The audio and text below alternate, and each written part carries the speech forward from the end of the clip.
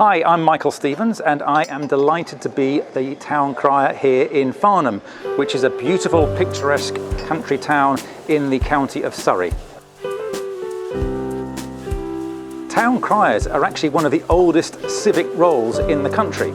So well before people could read or we had any form of technology, a town crier was a way of disseminating information. At this free community event on the banks of the River Wey. Town criers, we always start our cries with "oh yay, oh yay, oh yay," 3 oh yays, which is an old Norman word which means listen up. So 900 years later, we still use an old Norman word to start our cries.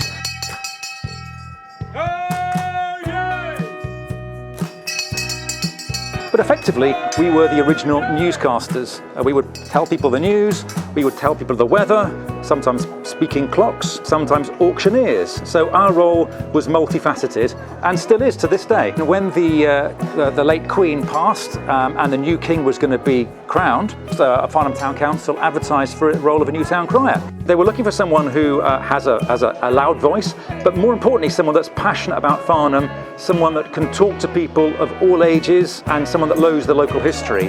When I applied for this role, I was a little bit nervous about the reaction of my family, because I've got 3 children who are now 21, 19 and 13.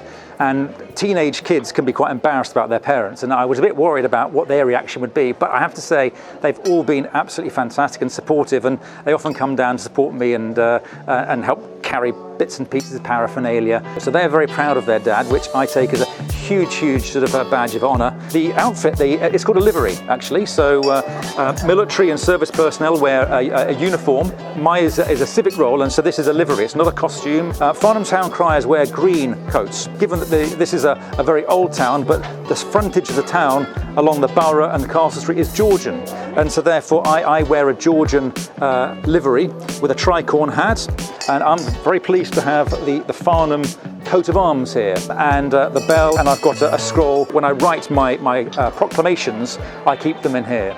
My day job is that I work in education. I've done a couple of talks and I intend doing more talks at schools talking about confidence, talking about oracy, stepping outside your comfort zone.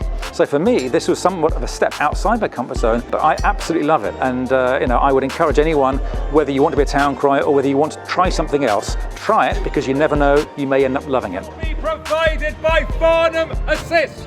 I warm up before I do a cry. Some people think it's about shouting. It's not a shouting role, because it's really important to keep clear. We have town crying competitions, and it's not about who's the loudest. There are 4 categories. There's sustained volume. You can't just start and then just tail off. Sustained volume, diction, clarity, and inflection.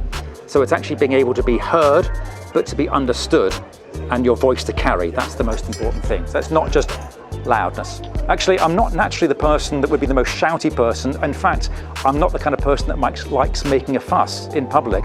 So it's quite ironic, the fact that I'm the town crier. However, when I put the livery on, I inhabit the role of the town crier. I'm not playing the part of the town crier, I am the town crier. And that's something that I wear with pride.